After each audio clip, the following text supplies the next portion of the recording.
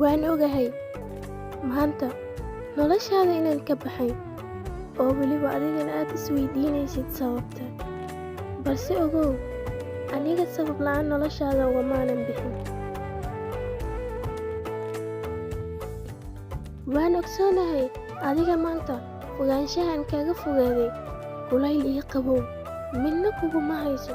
Maxaa yeelay awalba maanan ahayn qof qiimahayga wax ka yaqaano. Aniga maanta waa laga yaabaa inaan bishimahayga kala qaado oo weliba dhoola caddeeyo, balse marnaba lagama yaabo qalbigayga inuu farxo. Maxaa yeelay had iyo jeer qalbigayga wuxuu ka shalaynayaa jacaylka uu adiga ku jeclaaday, jacaylkaasoo aadan u qalmin. Waxaa ku jeclaaday qalbi sida qasrigii oo kale u weyn, weliba sida daymankii u qurux badan, balse adiga qiimihiisa waad garan weyday.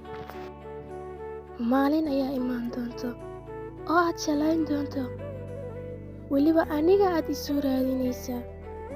Balse ogow, maalinkaas waxaa laga yaabaa qalbigii qurxoona qof qiimihiisa yaqaana in uu helay.